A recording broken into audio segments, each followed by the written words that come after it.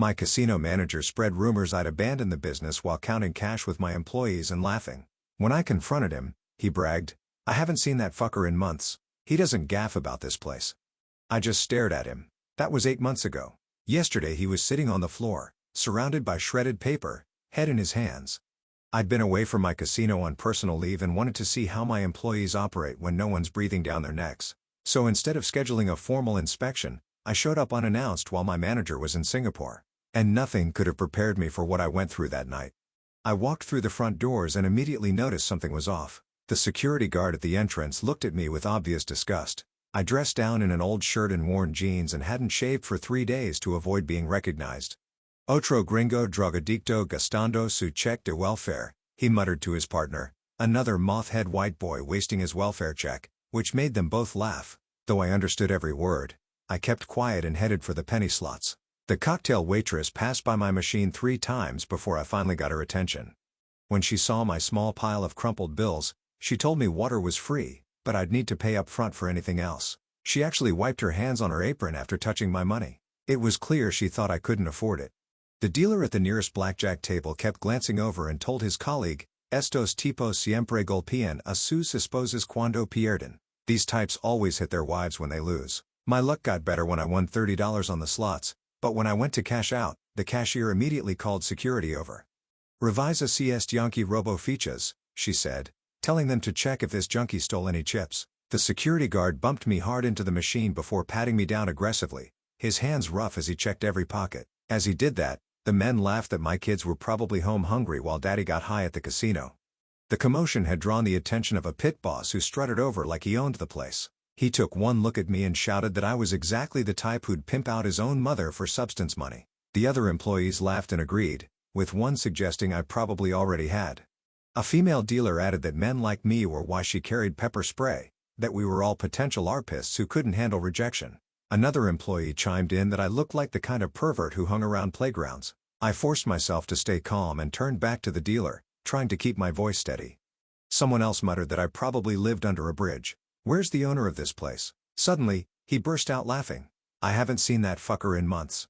He doesn't gab about this place." My heart dropped. The reason I had taken leave was to help take care of my newborn baby girl. 8 months of sleepless nights and diaper changes while my company fell apart. All I could think about was my personal leave, how my manager had sworn he'd maintained the highest standards. But things took a darker turn when I headed to the bathroom, because that's when I noticed staff members leading teenagers through a side door into a back room I hadn't authorized. Following at a distance, I found young kids, some who couldn't have been older than 13, sitting at rigged slot machines. A staff member slapped food from a crying girl's hands. "Los ganadores comen, los perdedores juegan. El ladro. Winners eat, losers play." They were hunched over machines with dark circles under their eyes, some barely able to keep their heads up. Another girl who looked around 9 was softly crying as she pressed the buttons, and I heard a staff member tell her she still owed $300 before she could leave. I recognized what was going on immediately. Any high-end casino owner would. They were using children as collateral for their parents' debts. The rage that built in my chest was unlike anything I'd ever felt. "What the hell is going on here?" I demanded, unable to stay silent any longer.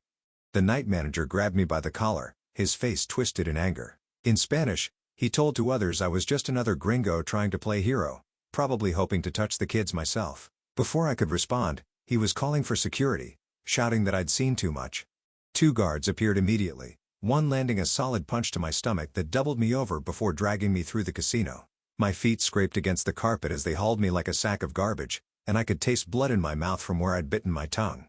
But I wasn't worried, because when all was said and done, I was going to use my power to make them pay. Outside in the parking lot, bleeding from my mouth, I pulled out my phone with shaking hands and texted my manager in Singapore, demanding an immediate video call. Through the glass doors, I could see the night manager watching me, that same twisted smile on his face as he mocked me with exaggerated gestures. My hands trembled as I typed, blood dripping onto the screen. The Singapore manager didn't answer. Of course he didn't. I sat in my car for a moment, spitting blood into a napkin, then drove straight to my home office. My rage had crystallized into something cold and purposeful. I logged into the casino's cloud backup system, my fingers flying across the keyboard as I began pulling security footage from the past weeks. What I saw made my stomach turn. Children being brought in through side entrances, parents signing papers while crying, kids slumped over machines for hours, staff members physically preventing them from leaving. My hands shook with rage as I watched weeks of recorded abuse unfold on my screens. My wife found me at 3 a.m., still watching footage. She gasped when she saw a child crying at one of the machines, and her face went white. The child looked exactly like her nephew from her sister's family. She grabbed my arm, her nails digging into my skin as we watched the timestamp. It was from just 2 weeks ago. I needed answers. At the local 24-hour diner, I met my head of security off duty. He looked exhausted, dark circles under his eyes. After him making sure we weren't being watched, he admitted he'd been threatened to stay quiet about the backroom operations. His hand shook as he described what he'd seen, how they'd threatened his family if he spoke up. The next morning brought another shock. I discovered the Singapore trip was fake. My manager had been in town the whole time, orchestrating everything. The hotel records showed no check-in, no flights booked, nothing. He'd been here, running this operation right under my nose while I'd been home with my daughter. Driving past the manager's house at dawn, I saw him leaving with the night manager. They were counting cash and laughing, thick stacks of bills passing between them. My knuckles went white on the steering wheel as I watched them celebrate their profits from exploiting children. At my lawyer's home, still early morning, I learned the harsh reality. Reporting to authorities would trigger a lengthy investigation that could shutter the casino for months. Hundreds of legitimate employees would lose their livelihoods. My lawyer's face was grim as he explained the choice I faced. My wife called while I was driving home. Her voice was shaking. She'd been getting threatening calls about our baby. The caller knew specific details, like how the nursery window faced east. Someone had been watching our house, studying our routines. My blood ran cold. Back at the casino's corporate office, I found more evidence of the conspiracy. Employment records had been altered. The worst offenders were now listed as model employees with glowing reviews. Someone had been systematically covering their tracks, creating a false paper trail. My assistant manager, one of the few I still trusted, broke down in my office. Through tears, she admitted she'd been documenting incidents but was too scared to report them. She'd watched children being brought in, seen the fear in their eyes, but they'd threatened her elderly mother if she spoke up. I obtained copies of the altered employee files. The systematic cover-up was extensive. My own signature had been forged on promotions for the worst offenders. They'd been planning this for months, maybe longer, creating a web of false documentation. At the country club where my wife had her weekly tennis lesson, the manager appeared with my wife's best friend. He made veiled threats disguised as friendly conversation, mentioning how dangerous the world was for children these days. My wife's friend seemed oblivious, but my wife saw right through it. That evening, my wife found our garage door mysteriously open and the baby's car seat had been moved. Nothing was stolen, but the message was clear. They could get to us anytime they wanted. My wife demanded I drop everything, terrified for our daughter's safety. Reviewing old text messages late that night, I realized the manager had been grooming me for months. Every update about maintaining standards now read like mockery. He'd been laughing at me the whole time, playing the dutiful employee while corrupting my business. At the bank the next morning, I discovered large cash withdrawals from casino accounts, all authorized with forged signatures over the past 6 months. The scale of the embezzlement was staggering. They'd been bleeding the casino dry while I'd been focused on my family. The pediatrician's office called that afternoon. Someone claiming to be me had tried to access my daughter's medical records. The receptionist had gotten suspicious and refused, but it was another clear threat. They were showing me how vulnerable we were. My brother-in-law, a city councilman, warned me that the manager had been spreading rumors, stories about my mental breakdown, my abandonment of the business. He was laying groundwork to discredit me if I tried to expose him. Late that night at the casino's secondary entrance, I watched from my car as the manager escorted a sobbing woman aside. I recognized her from the local food bank where my wife volunteered, another desperate parent caught in their web. Using my master key after hours, I searched the manager's office. Hidden in a locked drawer, I found a ledger documenting the child debt scheme. My hand shook as I read it. He'd actually coined a term for it: juice kids, children whose labor paid off their parents' gambling debts. My head chef quit via text the next morning. He couldn't work somewhere that serves monsters. The manager had told the staff I'd approved everything, that this was my idea. My reputation was being systematically destroyed. That night, I noticed my home's security system had been accessed remotely while we slept. The cameras had been turned off for 2 hours. Someone had been in our yard, maybe even in our house. My wife clutched our daughter tighter. A cocktail waitress approached me at a gas station, looking terrified but determined. She'd been keeping photos on her phone of bruises on children who'd been in the back room too long. Her hand shook as she showed me the evidence. My best friend since high school called with disturbing news. The manager had offered him $50,000 to convince me to take another mental health break. He knew about my father's breakdown years ago, and was trying to use it against me.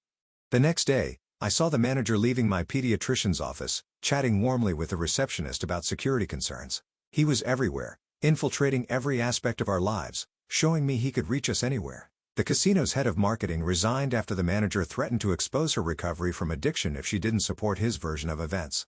One by one, my allies were being eliminated or turned against me. The manager started dating my wife's best friend that same week. I feel so sick for him watching all these innocent people get pulled into this nightmare.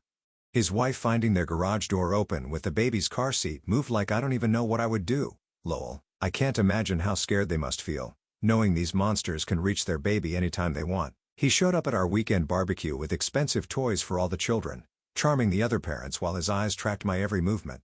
My wife gripped my hand under the table as he regaled everyone with stories about his charitable work with underprivileged youth. I recognized his manipulation pattern immediately, the same isolation tactics he'd used on 3 previous employers, according to records I'd uncovered. First befriend the inner circle, then systematically turn them against the target. The pattern was so clear now that I'd seen his employment history. A janitor who worked nights approached me in the casino parking garage. He pulled out his phone with trembling hands, showing me videos of children being brought in through the loading dock at 3 a.m. In one video, a small boy called the manager uncle while being let inside. The janitor had been recording for weeks, too scared to come forward until now. My neighbor mentioned casually over the fence that the manager had been asking about our family routines. He'd been particularly interested in when my wife and daughter were home alone. The manager had claimed he was planning a surprise party for me, but my neighbor's instincts had told him something was off. I arranged a reconciliation meeting with the manager at a local restaurant, my phone recording in my pocket. He bragged to the night shift supervisor about his complete control over the casino, how he'd turned my own employees against me. His arrogance was his weakness. He couldn't resist gloating about his power. The Gaming Commission dismissed my anonymous tip without investigation. They claimed the allegations were unsubstantiated without proper evidence. The manager had connections there too. People who owed him favors or feared his influence. 3 casino employees met me secretly at a truck stop outside town. They'd been planning their own intervention, collecting evidence and building courage. A dealer, a cashier, and a security guard. All parents themselves who couldn't stomach what was happening anymore. Through their testimonies, I discovered the manager had been using casino vehicles to transport children from low-income neighborhoods. The company vans that should have been picking up supplies were instead collecting desperate families' children in the dead of night. The manager's ex-girlfriend contacted me through social media. She'd fled the state after discovering he'd been grooming her teenage daughter. Her story matched the pattern. Charm, control, then corruption. She'd barely escaped with her daughter intact. During a confrontation at the grocery store, I remained calm while the manager grew increasingly aggressive. Other shoppers began noticing his excessive anger, his barely controlled rage. Security intervened when he knocked over a display, giving me the satisfaction of watching him escorted out. My family reunion was in 3 days. The manager had somehow gotten himself invited through my wife's friend. The thought of him near my extended family, near more children, made my skin crawl. We had to act before then. A mother broke down in the casino bathroom, confessing to my wife that her daughter hadn't been the same since visiting the casino. She showed us the child's drawings, dark, disturbing images of slot machines with crying faces, of hands reaching out from screens. The mother's tears fell on the crumpled papers. The manager's mask slipped during a private meeting when I mentioned specific dates from the ledger. His eye twitched when I cornered him with facts. His smooth demeanor cracking just enough to show the monster underneath. He recovered quickly, but I'd seen the truth. He offered to buy me out, suggested I take a long vacation with my family. When I refused, I found my car keyed in the parking lot, deep scratches spelling out a message I won't repeat. His desperation was beginning to show. Several employees independently approached me after witnessing the manager's increasingly erratic behavior. He'd been making mistakes, showing his true nature in moments of stress. The careful facade he'd maintained for months was crumbling under pressure. Security footage analysis revealed the manager had been meeting with parents at 3 a.m. in the casino parking lot. The same parents whose children would appear in the back room days later. The pattern was undeniable. Desperation, negotiation, then exploitation. I realized the manager's control only extended to about a dozen corrupted employees. The rest were either terrified into silence or genuinely oblivious to the operation. This knowledge gave me hope. His empire was smaller than he wanted me to believe. A brave mother provided me with text messages from the manager, explicitly outlining the debt for children arrangement. He'd actually called it alternative payment plans, in writing. Her hand shook as she handed over her phone, knowing she was risking everything. My wife chose to uninvite her best friend from all social events rather than allow the manager near our home. She saw through his act completely now, recognizing the predator behind the charm. Our marriage grew stronger as we faced this threat together. We developed a coordinated strategy to protect our family while gathering evidence. Every movement was planned. Every interaction calculated. We were no longer victims but hunters, stalking the predator who'd invaded our lives. Despite my rage, I refused to plant evidence or entrap the manager. The truth was damning enough without fabrication. Any false move would undermine the legitimate victims who deserved real justice. During a surprise confrontation at the manager's apartment complex, he accidentally admitted to destroying records. The words, "You'll never find those files," slipped out before he could stop himself. I smiled, knowing I'd already found copies in the cloud backup. Multiple parents began corroborating their coercion into the scheme through a trusted social worker. She'd been documenting cases for weeks, building a network of victims willing to speak out. The manager's web of fear was unraveling thread by thread. The night manager stopped showing up for work after other employees confronted him about the children. Without his enforcer, the manager's control weakened further. Cracks in his organization widened into chasms. Employees started openly discussing the situation in break rooms. Maintenance found, "Save the kids," written in dust on unused machines. The culture of fear was transforming into one of rebellion. My employees were finding their courage. I leveraged my relationships with local business owners to hire attorneys for affected families. Pro bono lawyers lined up to help, outraged by what they heard. The community was rallying behind the victims.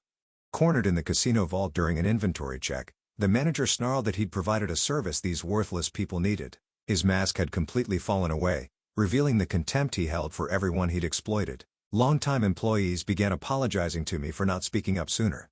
The head of slots broke down, crying, remembering the children's faces. She'd been too scared before, but now shame outweighed fear. The manager's options dwindled as his co-conspirators distanced themselves. Rats fleeing a sinking ship, they began approaching me with information, hoping for leniency. Each defection brought new evidence. Through the ex-girlfriend's testimony, I learned the manager had run the same scheme at his previous job in Arizona. One child from there was still missing, having disappeared 3 years ago. The revelation sent chills down my spine. I arranged safe housing for families who wanted to leave but feared retaliation. Using the casino's partnerships with local motels, we created an underground railroad of sorts for victims. Families disappeared in the night, relocated to safety. 27 employees signed a private statement supporting my version of events. Even those who'd initially participated out of fear now stood ready to testify. The manager's kingdom was collapsing from within. His attempts to bribe employees failed as word spread about my protection. I guaranteed jobs for anyone who came forward, promised legal support for those who'd been coerced. Money couldn't compete with redemption. The custodian who'd called me gringo that first night broke down after seeing security footage of his own nephew in the back room. He thought the boy was at basketball practice. The personal nature of the betrayal shattered his loyalty to the manager. Former employees started returning, having heard I was cleaning house. They wanted to be part of the casino's redemption, to help rebuild what the manager had corrupted. Good people who'd been driven away by fear came home. During a fake reconciliation dinner, I obtained the manager's personal laptop while he was distracted. My IT specialists found evidence of similar schemes in 3 other states. The manager wasn't just a predator. He was a serial predator. With the family reunion tomorrow, I faced a crucial decision: ban the manager and reveal everything to my extended family, or maintain the facade one more day. My wife and I stayed up all night debating, knowing lives hung in the balance. The manager's true nature erupted when he slapped an employee in front of witnesses for disloyalty. The security cameras captured everything: his rage, his violence, his complete loss of control. He'd given us the evidence we needed. I realized that protecting the children might mean losing the casino that had been in my family for 3 generations. The financial losses, the reputation damage, the legal battles ahead, none of it mattered compared to their safety. Instead of violent retaliation, I methodically documented every violation. My Marine training showed in my discipline, my ability to compartmentalize rage into purposeful action. Every piece of evidence was cataloged, backed up, secured. The entire dealer staff signed a petition refusing to work shifts with the manager present. They stood together in the break room, united in their defiance. Without dealers, the casino couldn't function. The manager's power evaporated. Parents began coming forward privately after I guaranteed their debts would be forgiven. One by one, they shared their stories in my office.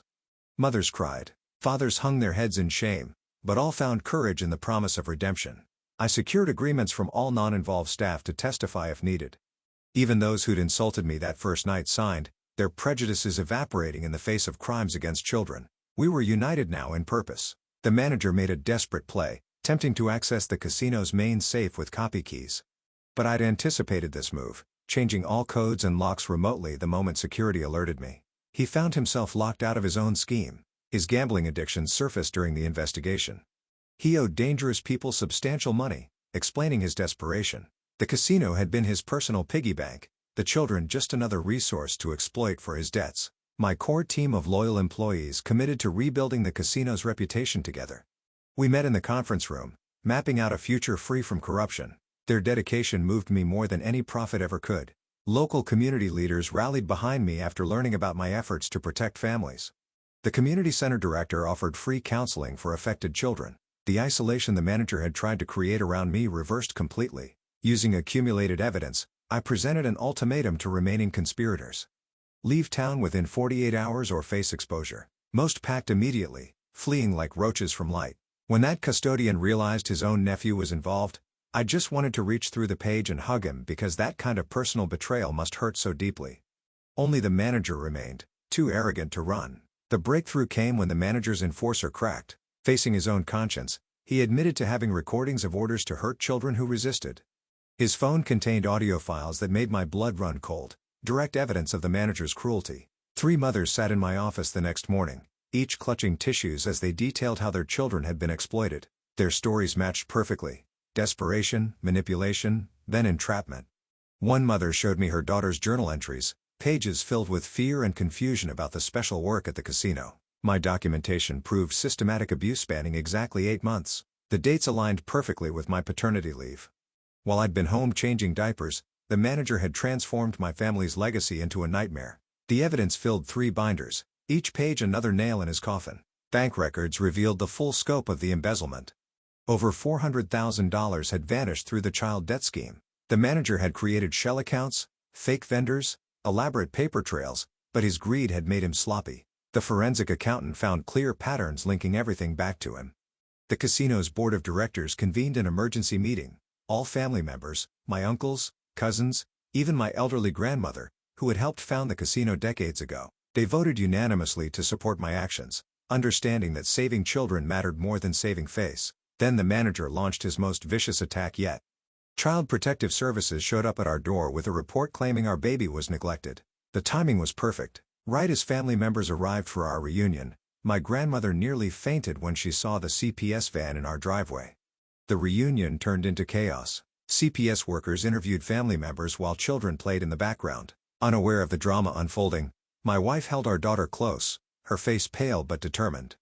The false report claimed I was unstable, violent, neglecting my child while obsessing over casino conspiracies. Some employees began wavering. 2 security guards who'd been supportive suddenly seemed nervous, whispering in corners. The manager had leverage we didn't know about. Old mistakes, hidden debts, secrets that could destroy lives. I watched them struggle between conscience and self-preservation. I handled the CPS investigation alone while my wife protected our daughter upstairs. The social worker was thorough, but fair. I showed her my documentation, explained the situation calmly. My phone recorded everything. I learned to document every interaction, create undeniable proof of the truth. That evening, I made a decision. No more waiting, no more gathering evidence. I drove to the manager's apartment complex with everything I had. The confrontation needed to happen now, before he could hurt anyone else or manufacture more lies about my family. The manager answered his door in a silk robe, wineglass in hand. His face went white when he saw me. He tried to slam the door, but I wedged my foot in the gap. Behind him, I could see boxes packed, plane tickets on the coffee table. He was planning to run. His escape attempt triggered something primal in me. I pushed through the door as he scrambled backward, knocking over furniture in his haste. He grabbed his phone, shouting threats about ruining my life, destroying my family, ensuring I'd never see my daughter again. But his threats fell flat. I had evidence, witnesses, documentation. He had lies and desperation. As he backed into his kitchen, still ranting, I noticed his hands shaking. The predator had become prey, and he knew it. He bolted for the back door, but I'd anticipated this. My security team waited outside. Loyal employees who'd volunteered to help, not for money or threats, but because they'd seen those children's faces too. The manager found himself surrounded by people he'd terrorized for months. Back at the casino, He barricaded himself in the main office with 2 remaining allies. Security feeds showed them frantically destroying documents, shredding papers, smashing hard drives. They thought they could eliminate the evidence, not knowing I had backups of everything. I entered through my private entrance, flanked by loyal security and 3 of the affected parents. The mothers who'd cried in my office now stood tall, ready to face their children's tormentor. Their presence gave me strength I didn't know I needed. The office door was locked, furniture piled against it. We could hear destruction inside, computers being smashed, papers burning in a metal trash can. The smoke alarm shrieked, but the manager kept destroying evidence, growing more frantic by the minute. Security broke through using master keys and bolt cutters. The manager stood amid the wreckage, suit disheveled, eyes wild. His 2 allies had already given up, sitting on the floor with their heads in their hands. Only he remained defiant. Cornered, he pulled out his final weapon, photos suggesting I'd known about the scheme months ago, cleverly doctored images showing me near the back room, appearing to approve operations. His hands shook as he waved them, claiming I was the real mastermind. But my assistant manager stepped forward with her own evidence. The documentation she'd mentioned weeks ago, date-stamped photos and incident reports proving I'd been on leave when the scheme began. She'd been building a file for months, protecting herself and now protecting me. The manager's face crumbled as he realized his last gambit had failed. The parents behind me stood firm, their presence a wall of judgment. Security blocked every exit. His allies had abandoned him. The empire he'd built on children's suffering was collapsing. I faced a choice in that moment. Let him leave quietly to avoid scandal, or ensure he never worked with children again. The decision was easier than I'd expected. Some things mattered more than reputation or profit. Some evils demanded exposure. I chose transparency over silence. The manager would face justice, even if it meant publicizing my casino's shame. Local news trucks were already gathering outside, tipped off by parents who'd decided their stories needed telling. The truth would hurt, but lies had hurt worse. Police arrived within minutes, called by the parents, not me. They wanted official justice, not vigilante revenge. The manager saw uniforms through the window, and his shoulders sagged. Parents formed a line blocking his escape route, their faces hard with determination.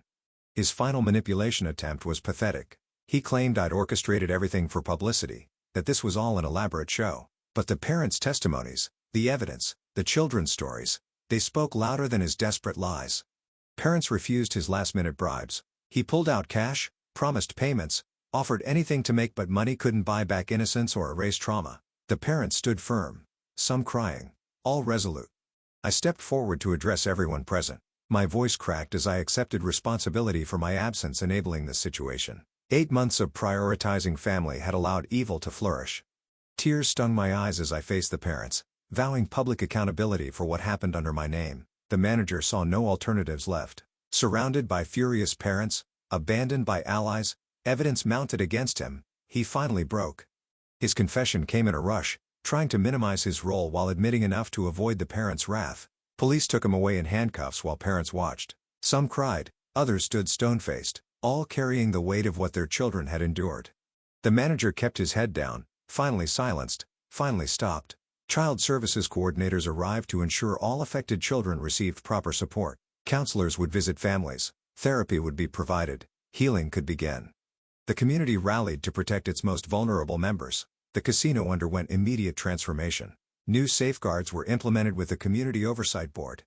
Parents gained permanent seats, ensuring no child would ever be exploited in this building again. Their vigilance would be our conscience. The back room's contents were hauled to the parking lot. Rigged machines, tiny chairs, the implements of exploitation all piled high. I lit the fire myself as families watched. The furniture burned while parents held their children close, the smoke carrying away months of nightmare. Employees worked through the night, removing every trace of the corruption.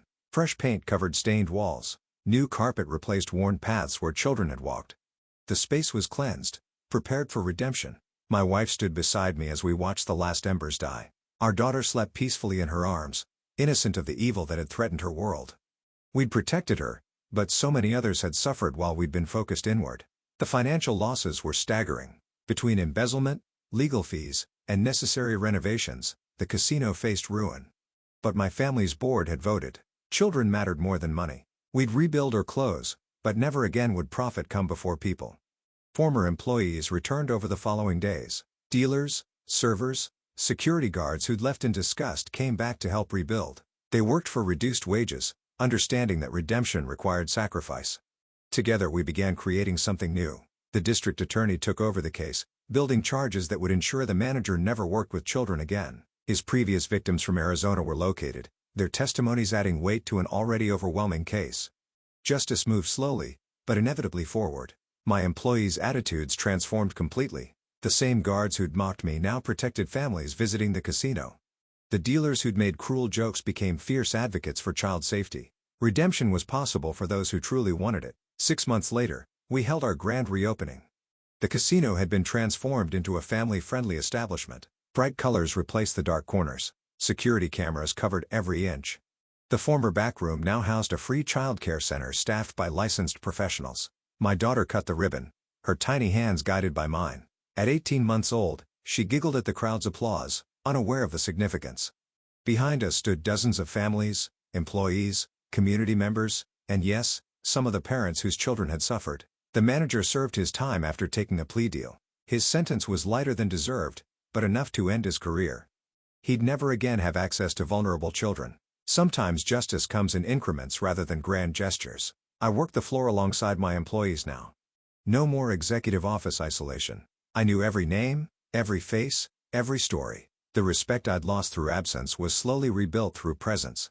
They valued my sacrifice of profit for principles. The casino operated at a loss initially. Family-friendly meant less revenue, more expenses, but clean money felt different than dirty profits.